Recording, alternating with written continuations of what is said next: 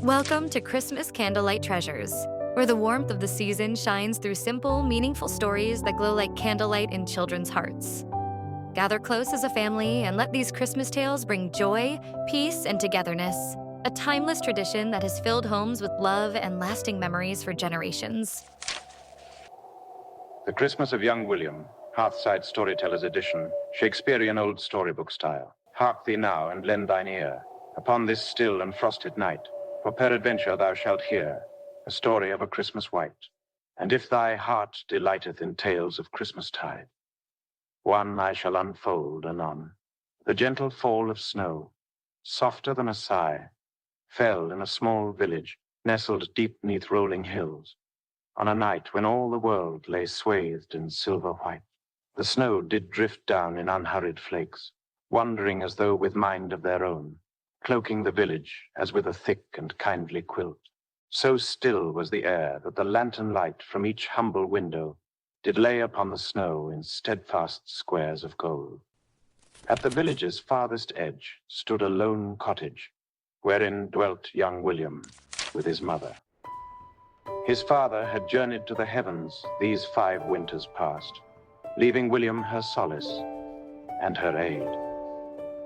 They possessed but little coin or worldly goods, yet their dwelling was ever warm and rich in heart.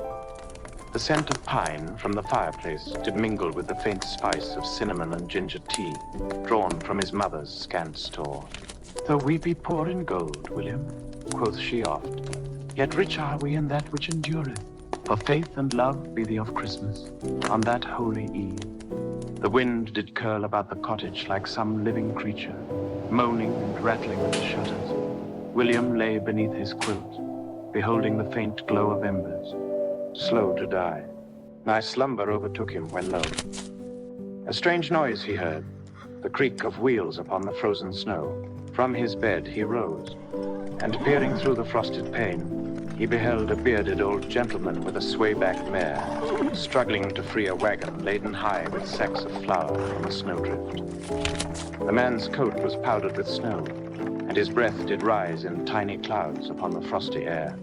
Without delay, William donned his boots and coat, and ventured forth into the biting cold. "Good sir, dost thou require aid?" quoth he. The man lifted his gaze. Eyes deep and kindly shone there. "I bear flour to those most in need. This night many a hearth shall find empty cupboards. Bereft of bread upon Christmas morn, I shall aid thee," spake William. Thus went they forth, the snow crunching 'neath their feet, the lanterns swinging twixt them. At each cottage, doors opened to faces lined with care, which brightened anon at the sight of precious flour.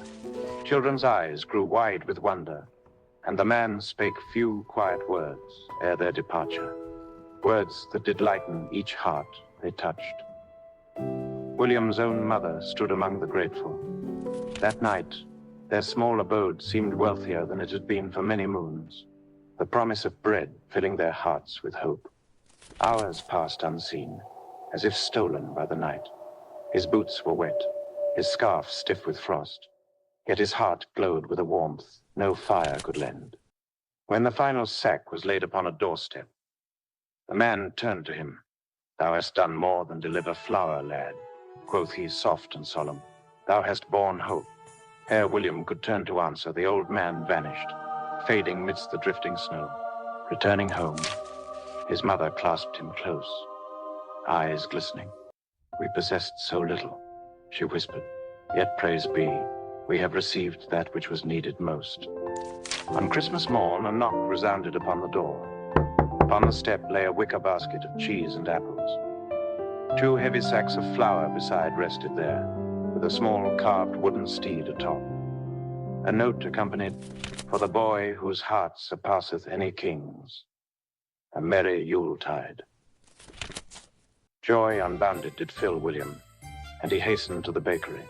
When the mistress opened her door, astonishment seized her, for the old baker's cart stood brimming with flour, and the old nag stood peacefully in her stall. "No mortal hath beheld whence it came," quoth she. "None knoweth how it arrived." William recounted his night's journey, and together they marveled at the wonder The flour would suffice to sustain the village through the frosted months, till spring's thaw brought forth new life again. Homeward bound, William passed the church. Outside in the snow stood the humble nativity. He fancied from the corner of his eye that the shepherds leaned closer, and the babe's tiny hand did lift in blessing. Yet when he looked full upon it, all figures were still once more. Townsfolk had gathered in the village square, and with bellies full and hearts content, commenced singing Christmas carols that echoed lovely through the streets. That night, a single star shone brighter than all others, as if privy to some secret of heaven. William stood amidst the snow, smiling in quiet awe. The man had been no common baker. The angel of Christmas had visited their village, leaving flour and hope, faith for the doubting, and love enduring long after the snow was gone.